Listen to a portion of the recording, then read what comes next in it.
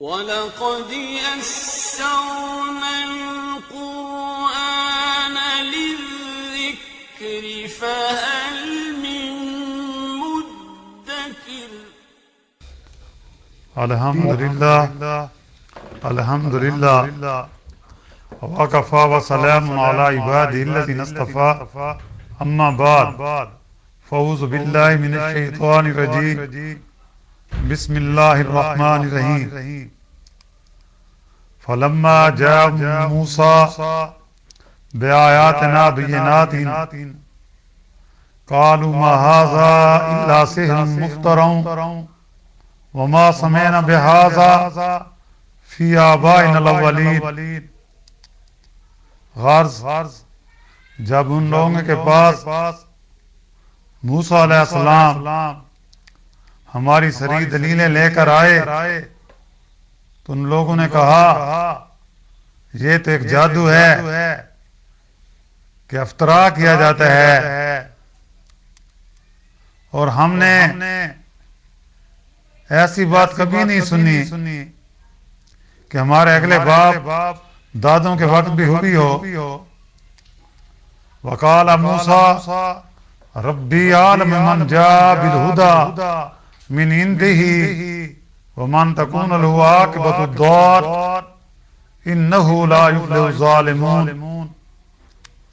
اور موسیٰ علیہ السلام نے اس کے جواب میں فرمایا کہ میرا پروردگار اس شخص کو خوب جانتا ہے جو صحیح دین اس کے پاس سے لے کر آیا ہے، اور جس کا انجام اس عالم سے اچھا ہونے والا ہے۔ بالیقین ظالم لوگ کبھی فلاح نہیں پائیں گے۔ سبحان ربک رب العزت عما یصفون وسلام علی المرسلین والحمد للہ رب العالمین۔ اللہم صلی علی سیدنا محمد وعلی آلہ وصحبہ وسلم۔ پارہ 20واں سورۃ القصص کی آیات مبارک 36 اور 37 کی تلاوت کی گئی ہے اور ساتھ ترجمہ بھی کیا گیا ہے۔ جیسا کہ آپ حضرات کو معلوم ہے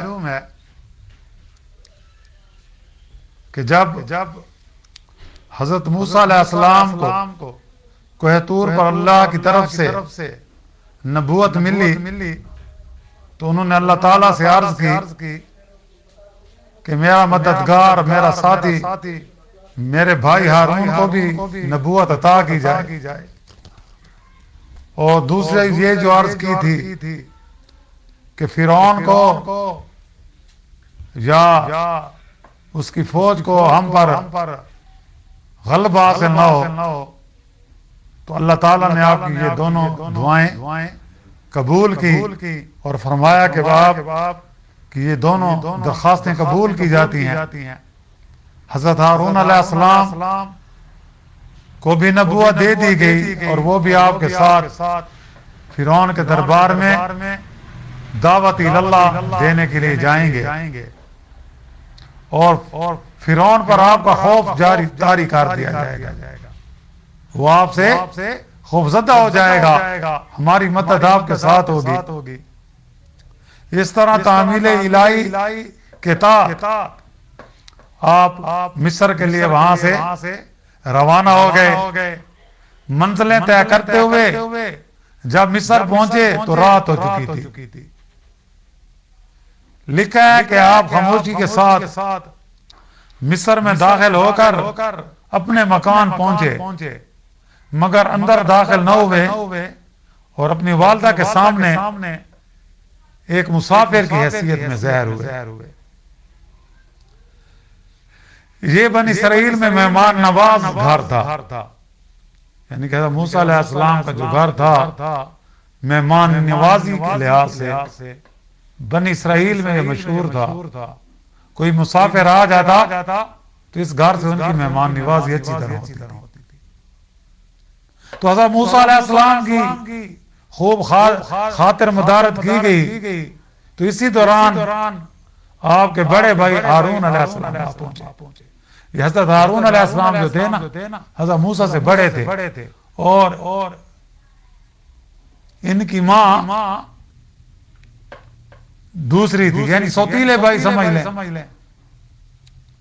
تو بہرحال جب یہاں پہنچنے سے قبل ہی حضرت ہارون علیہ السلام اللہ تعالیٰ کی طرف سے منصب نبوت عطا ہو چکا تھا، اس لیے ان کو بذریعہ وحی حضرت موسیٰ علیہ السلام کا سارا واقعہ بتا دیا گیا تھا کہ وہ چھوٹے بھائی سے آ کر جو ہی دیکھا لپٹ گئے. پھر ان کو اور ان کی اہلیہ کو گھر کے اندر لے گئے، والدہ کو سارا حال سنایا. تب سب خاندان آپس میں گلے ملے اور بچھڑے ہوئے بھائیوں نے ایک دوسرے کی گزشتہ زندگی سے تعارف پیدا کیا کہ اتنا 10 سال کا عرصہ ہے، آپ کی زندگی کیسے گزری، میں نے ایسے گزاری، ایسے سارے حالات بیان کیے. اور والدہ کی دونوں آنکھوں نے ٹھنڈک حاصل کی. بہرحال حضرت موسیٰ اور حضرت ہارون علیہ السلام کے درمیان جب ملاقات اور گفتگو کا سلسلہ ختم ہوا تو اب دونوں نے طے کیا کہ اللہ تعالیٰ کے حکم کے تحت اب فرعون کے پاس چلنا چاہیے اور ان کو پیغام الہی سنانا چاہیے. بعض مفسرین نے لکھا ہے کہ جب دونوں بھائی فرعون کے دربار میں جانے لگے تو والدہ نے نہایت شفقت کی بنا پر روکنا چاہا کہ تم ایسے شخص کے پاس جانا چاہتے ہو جو صاحب تخت و تاج بھی ہے اور ظالم اور مغرور بھی ہے، متکبر بھی ہے، سرکش بھی ہے. وہاں نہ جاؤ، وہاں جانا بے سود ہوگا، بے فائدہ ہوگا. مگر دونوں نے والدوں کو سمجھایا کہ ہم اپنی مرضی سے نہیں جا رہے، ہمیں اللہ تعالیٰ کی طرف سے حکم ملا ہے اور اللہ تعالیٰ کا یہ بھی ہمارے ساتھ وعدہ ہے کہ تم ہی کامیاب ہوگے. وہ جتنا بھی ظالم ہو، جتنا بھی سرکش ہو، جتنا بھی مغرور ہو، لیکن کامیابی کس کی ہے؟ ہماری ہے. اللہ نے اس کی قسمت میں ناکامی لکھ دی ہے. اور دونوں بھائی اللہ کے سچے پیغمبر اور بنے فرعون کے دربار میں پہنچے. دونوں بھائی پیغمبر بھی تھے، اللہ کے حکم کی تعمیل میں فرعون کے دربار میں پہنچے، بغیر خوف و خطر کے اندر داخل ہو گئے. جب فرعون کے تخت کے قریب پہنچے تو حضرت موسیٰ علیہ السلام نے اپنے آنے کی وجہ بیان کی اور گفتگو شروع ہوئی.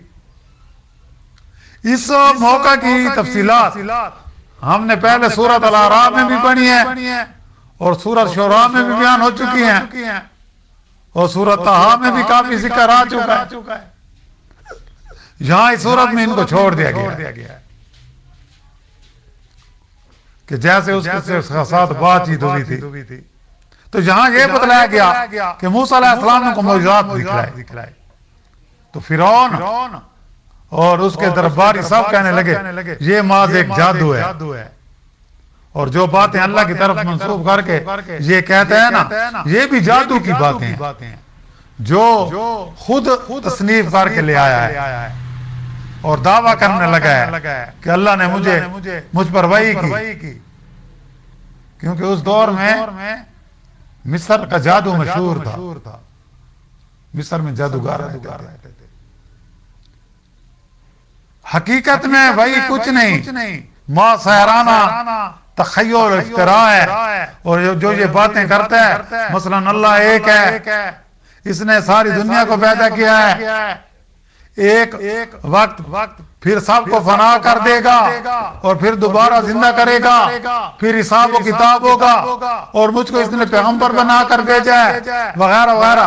یہ سب باتیں اپنے بڑوں سے ہمارے کانوں میں کبھی نہیں پڑی، ہم نے اپنے بڑوں سے یہ باتیں کبھی نہیں سنی. تو گویا ان کافروں کو اپنی صداقت کا دعویٰ صرف اس بنا پر تھا کہ وہ باپ دادا کے طریقے پر قائم تھے. وہ کہتے ہیں نا قالوا وجدنا آباءنا، ہم نے تو اپنے باپ دادوں کو ایسے پایا تھا. مکہ کے کافر بھی یہی کہتے تھے. جب نبی کریم صلی اللہ علیہ وسلم نے ان کو توحید کی دعوت دی کہ تم نے یہ جو خانہ کعبہ اللہ کا گھر ہے، جو بیت اللہ ہے، تم نے اس کے اندر بھی بت رکھے ہوئے ہیں، ارد گرد بھی بت رکھے ہوئے ہیں، تم نے تو کعبہ کو بت خانہ بنا دیا ہے، ان سے کچھ نہیں ہوتا. تو وہ کیا کہنے لگے؟ یہ نئی بات کر رہا ہے، یہ کوئی نیا دین لے آیا ہے. ہم نے تو قالوا وجدنا آباءنا، ہم نے تو اپنے باپ دادوں کو ایسا پایا تھا. تو اس طرح فرعون نے موسیٰ علیہ السلام کو بھی ایسا جواب دیا. اور باپ دادا کا یہ طریقہ ان کی نظر میں طریقہ ہدایت تھا. وہ یہ سمجھتے تھے کہ ہمارے باپ دادا حق پر تھے، یہ محض ڈھکوسلا ہے. توبہ نعوذ باللہ. حضرت موسیٰ علیہ السلام نے ان کے مقابلے میں برہانی اور عقلی طور پر ہدایت و ضلالت، صدق و کذب کا ایک معیار قائم فرمایا. اور فرعونیوں کے اس قول کے جواب میں کہ ہم نے تو اپنے باپ دادوں کے وقت بھی ایسی باتیں نہیں سنی، تو حضرت موسیٰ علیہ السلام فرمایا ہدایت تو وہی ہے جو اللہ کی طرف سے ملتی ہے، اور اللہ ہی خوب واقف ہے، اور وہ خوب جانتا ہے کہ کون اس کے پاس سے پیام و ہدایت لے کر آیا ہے. تم مجھے جادوگر کہتے ہو، تم مجھے ساحر کہتے ہو، ہمیں ساحر کہتے ہو، اللہ تو خوب جانتا ہے. اللہ نے تو ہم پر وحی کی ہے، اللہ نے تو ہم دونوں بھائیوں کو منصب نبوت عطا فرمایا ہے. تم کیا جانو؟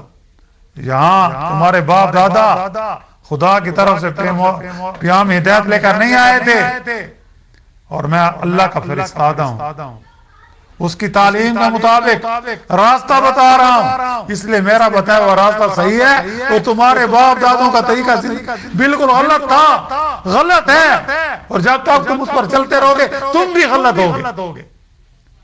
میں اپنے دعوے میں سچا ہوں، میں اپنے دعوے میں سچا ہوں، اور اسی کے پاس ہدایت لایا ہوں. اس لیے انجام میرا ہی بہتر ہوگا. جو لوگ اللہ کی کھلی نشانیاں دیکھ کر، دلائل صداقت سن کر نا انصافی سے حق کو جھٹلاتے ہیں، وہ انجام کار کامیاب نہیں ہو سکتے. ان کی قسمت میں ناکامی ہے، اور ان کو ذلت و ناکامی کا منہ دیکھنا پڑے گا. اب فرعون کو موسیٰ علیہ السلام کے دلائل و معجزات دے کر اندیشہ ہوا کہ کہیں میرے ماننے والے، یہ میرے پیروکار، یہ فرعونی، میری آل فرعون کہیں ان کی طرف مائل نہ ہو جائے. تو لوگوں کو جمع کر کے کیا کہا؟ یہ تو استہزاء اور تمسخر کی راہ سے یا اس قدر پاگل ہو گیا ہے نعوذ باللہ کہ ایسی باتیں کرنے لگے، جس کا اظہار اگلی آیاتوں میں ہوگا. وآخر دعوانا ان الحمدللہ رب العالمین. اللہم ربنا آتنا فی الدنیا حسنۃ وفی الآخرۃ حسنۃ وقنا عذاب النار وادخلنا الجنۃ مع الابرار یا عزیز یا غفار یا رب العالمین. اللہم اغفر لی ولوالدی وللمؤمنین والمؤمنات والمسلمین والمسلمات الاحیاء والاموات. ربنا تقبل منا انك انت السميع العليم وتب علينا انك انت التواب الرحيم. صلی اللہ تعالی علی خیر خلق محمد وآلہ وصحبہ اجمعین برحمتک یا ارحم الراحمین.